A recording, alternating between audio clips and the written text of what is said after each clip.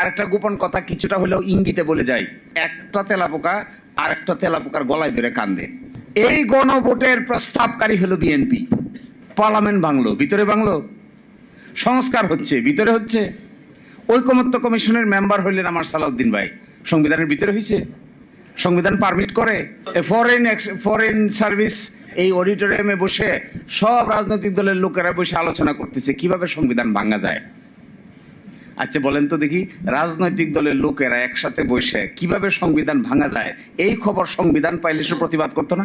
নিশ্চয়ই প্রতিবাদ করতো। এবং ওই প্রতিবাদ ওই সবার একজন গুরুত্বপূর্ণ সদস্য ছিলেন সালাউদ্দিন ভাই, তার ব্যাপারেও প্রতিবাদ করতো যে আমাকে ভাঙার পরিকল্পনা করতেছেন কোন সংবিধানের আলোকে। হঠাৎ করে বলছেন যে না না না, এগুলো কিচ্ছু হবে না, যা করছি করছি, এগুলো সব ঠিক আছে, জাতির স্বাধীনতার ঘোষক এটাও ঠিক আছে, এই যে বঙ্গবন্ধু শেখ মুজিবুর রহমানের ছবি টাঙাইতে হবে এটাও ঠিক আছে, এগুলো সবই সংবিধানে আছে। কিন্তু আমরা আপাতত এটাকে আর মানতে পারছি না। তাহলে কোনটা মানতে পারছি? এখন এসে যে কথা বলছেন এগুলো এত সিলি, আমার কাছে খুব মনে হয় রাজনৈতিক দলের নেতাদের কথাবার্তার যখন উল্টাপাল্টা হয় তখন ওই জাতির ভাগ্যে খারাপ ছাড়া ভালো কিছু অপেক্ষা করে না।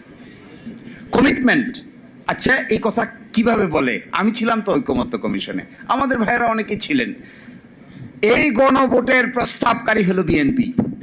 এই গণভোটের প্রকাশ্য আরেকটা গোপন কথা কিছুটা হলেও ইঙ্গিতে বলে যায়, যখন ডেডলক হয়ে গেল যে বাস্তবায়ন প্রক্রিয়া কি হবে, কেউ কোনো রাস্তা বাইর করতে পারে না, তখন মিটিং বিরতি হইল। বিরতির পাশে একটা নিকোটিন খাওয়ার জায়গা ছিল, ওই জায়গার ভিতরে অনেকে গিয়া বুদ্ধি বাইর করতে না পারে ওইটা খাওয়া শুরু করলেন। ওইটা খেতে খেতে কারো কারো মাথায় বুদ্ধি আসলো, না না পেয়ে গেছি, ইউরেকা ইউরেকা ইউরেকা পেয়ে গেছি পেয়ে গেছি। সেটা কি?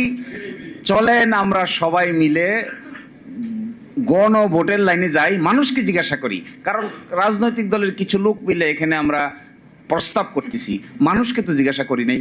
তখন অন্যরা বললে আচ্ছা কথা তো ঠিক, মানুষকে তো জিজ্ঞাসা করা হয়নি, তো মানুষকে জিজ্ঞাসা করা কি হবে কিভাবে? গণভোট গণভোট গণভোট। যে এই কথা বললে না সে ভিতরে সকলেই একমত হয়ে গেল গণভোট গণভোট গণভোট।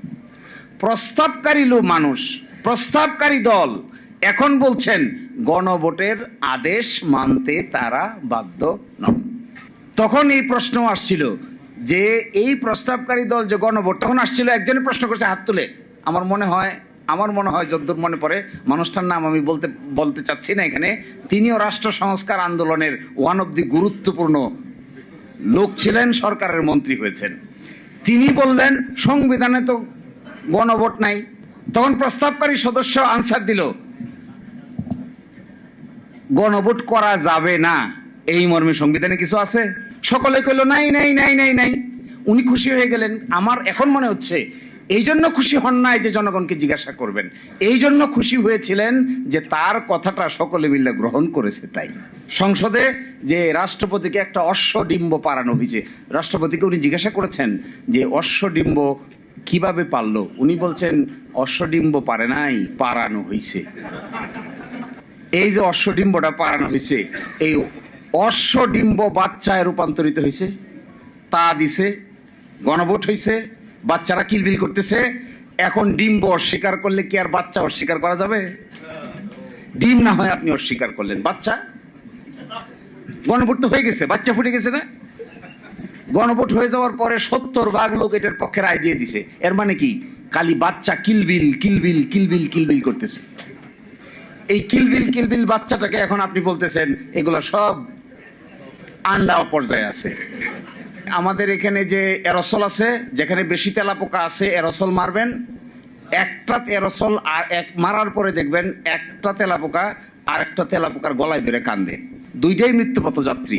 একটা জিজ্ঞাসা করে আপনি কবে মরবেন, সে বলে আমি এখনই মরবো, আর একটা বলে আমার নিয়ে যায়। এইটা দেখে, এই প্রস্তাবগুলো দেখে আমার কাছে মনে হয়েছে জগতের মানুষ আমাদের দিকে তাকায় মনে করতেছে সরকারি দল বিরোধী দল সবই তো মরবে দেখি। গ্লিটারের টুইন লেমন ও অ্যান্টিব্যাকটেরিয়াল ফর্মুলা বাসনকে চকচকে জীবাণুমুক্ত করে আমাদের দেয় গ্লিটার গ্যারান্টি।